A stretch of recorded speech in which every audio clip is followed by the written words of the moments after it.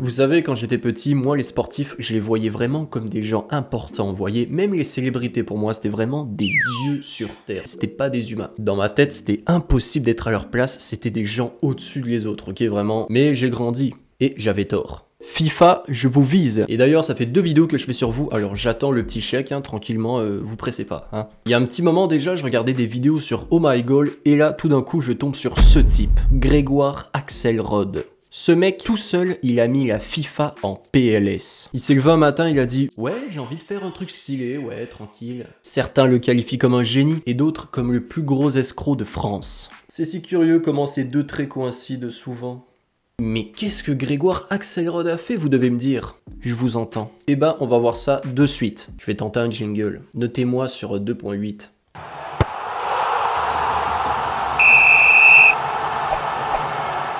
Alors pour savoir comment notre cher Grégoire Axelrod s'est fait un nom au sein de la FIFA, nous allons commencer par le commencement. Depuis tout petit, Grégoire ne rêve que d'une chose, être un joueur de foot professionnel. Et c'est pas facile de se rendre là, et même souvent, on n'y arrive pas. Dans la vidéo, il explique que de 5 à 10 ans, il jouait dans un petit club en France qui s'appelait le FC Sens. Il raconte qu'un jour, il avait subi une défaite de 4-0 avec son équipe. C'est pas un petit score. Ça fait mal. Mais c'était malheureusement pour Grégoire le même jour où son père a décidé de venir le voir. Après le match, ça s'est pas très bien passé pour notre ami Grégoire. Il explique qu'en fait son père il s'est vraiment énervé contre lui, il a traité de fainéant, qui courait pas sur le terrain et il termine la discussion en interdisant son fils de toucher un ballon pour le reste de ses jours. Se faire dire ça par son paternel, ça doit vraiment pas être facile et je pense que ça en mettrait plus d'un au tapis. Mais pas Grégoire. Après cette dispute, l'effet totalement inverse de ce qui est attendu chez Grégoire se produit. Donc de ses 10 à 18 ans, Grégoire a écouté son père et il n'a pas touché un ballon. Mais un moment il se dit j'en ai marre. Papa, je sais que tu te trompes sur moi et je vais te montrer que je suis capable d'être un joueur professionnel. Et c'est là que l'histoire commence. À 16 ans, alors qu'il était dans un pensionnat pendant un week-end où il n'avait rien à faire, Grégoire a soudainement une idée. Il va sur le site de Cristiano Ronaldo. Ok, pour ceux qui connaissent pas Cristiano Ronaldo, c'est un des meilleurs joueurs de foot de l'histoire. Et en fait, il copie son site pour se créer son propre blog à lui-même. Suite à ça, il prend un article de L'Équipe. L'Équipe, en fait, c'est un journal très populaire en France, un journal sportif. Et c'était un article qui annonçait le transfert d'un joueur vers un grand club européen. Et en fait, il remplace le nom du joueur par Axelrod. Lui-même, en fait. Et ça marche. Le mec, il a fait la technique que je faisais à 8 ans quand j'avais un examen pourri et que je copiais la signature de mes parents et ça s'avère payant. La FIFA. Qu'est-ce que vous faites la FIFA? Même Madame Claire, elle est plus à son affaire que vous. 2 ans plus tard, il explique aussi Grégoire qu'il s'amusait à rédiger des lettres pour les envoyer à plusieurs grands clubs européens. Voilà, comme on fait tous. Et grâce à son blog, il y a un club de 3e division anglaise qu'il a pris à l'essai. Le mec, il a jamais joué au haut niveau. Il a pas touché un ballon depuis qu'il a 8 ans et il se fait prendre à l'essai par une équipe professionnelle. Est-ce que vous vous rendez compte de l'arnaque du truc? Donc il y va, il se fait démonter. Ok?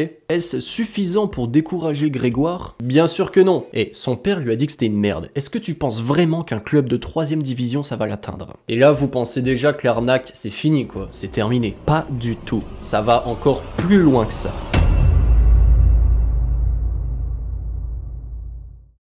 Un jour, alors que Grégoire était déprimé, une amie à lui qui travaille dans la boutique du Stade de France lui propose d'aller faire une petite visite privée sur la pelouse. C'est énorme, ok? En général, la pelouse de ce stade est fermée au public, impossible d'y aller. Même McFly et Carlito, ils ont pas pu y aller sur la pelouse. Donc déjà, si tu regardes la vidéo, j'aimerais bien t'avoir en ami, hein, tranquille, donc je te laisse mon snap en description, et voilà, recontacte-moi, tranquille. Et il n'en a pas fallu plus à Grégoire et ses petites douilles pour préparer une idée assez machiavélique. Il explique qu'il a acheté un t-shirt des joueurs professionnels du club de Paris et en fait il a floqué son nom sur le derrière du t-shirt comme un professionnel. Et il a dit à son ami vas-y viens on prend une photo. Donc il met la photo sur son blog et l'envoie à énormément d'agents. La photo faisait professionnel selon lui. Mais les clubs mordent à l'hameçon. Et quand aujourd'hui tu dis que tu joues au Paris Saint-Germain, c'est énorme. Il se fait donc contacter par le club de CSKA Sofia, un club en Bulgarie. Donc le club le contacte et lui demande: est-ce que tu veux venir jouer en Bulgarie? Donc là, Grégoire il répond non. J'ai pas envie de jouer en Bulgarie, ça m'intéresse pas, le niveau il est pas assez élevé en Bulgarie. Ouais, Grégoire il a son petit ego quand même. Mais là, le club bulgare le reprend en lui disant qu'il va jouer la Ligue des Champions avec ce club. Effectivement, cette année-là, le club s'était qualifié pour la Ligue des Champions. Et la Ligue des Champions, c'est la plus grande compétition européenne du monde. Ça réunit les plus grands clubs, les plus grands joueurs toute l'année dans un des tournois les plus regardés du monde. Donc là, on va remettre les choses en perspective. Axelrod, il a jamais joué plus haut que la catégorie poussin. Et il va faire la Ligue des Champions avec Messi. Vous savez, le gars à qui il a copié le site au début, il va jouer contre lui. Il va lui faire un tacle, il va se faire défoncer. Donc alors, il se fait prendre à l'essai en Bulgarie, ça dure 2 jours et ça se passe très très bien. En fait, Grégoire, il explique qu'il s'était entraîné tout l'été avant l'essai et qu'il était hyper fit. À la fin de l'essai, en fait, le club bulgare est vraiment convaincu par le niveau de Axelrod et lui propose un contrat de 3 ans payé 15 000 € par mois. C'est bon, Grégoire Axelrod a réussi, c'est un professionnel. Une nuit avant la signature du contrat, c'est le drame. Axelrod meurt. Non, je déconne, il meurt pas.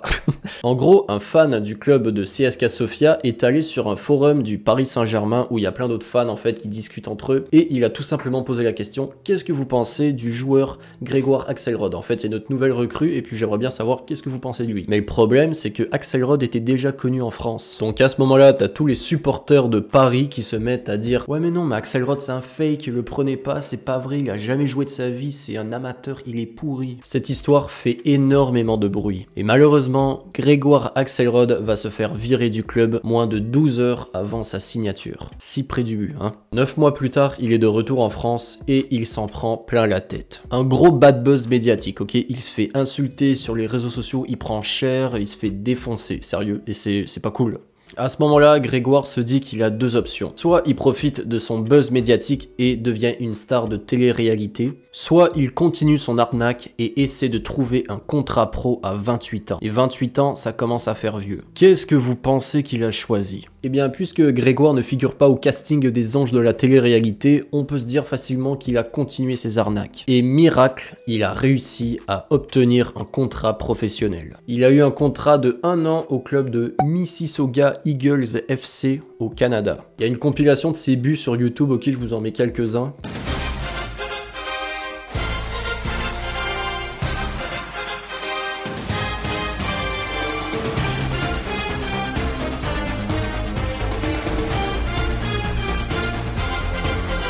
Voilà, donc il a réussi finalement après tout ça à faire une carrière professionnelle de seulement 1 an, mais c'est quand même exceptionnel pour un mec qui a jamais rien fait. Aujourd'hui, Grégoire Axelrod, il a pris sa retraite et c'est devenu un agent sportif qui transmet sa passion aux jeunes recrues. Quelle histoire!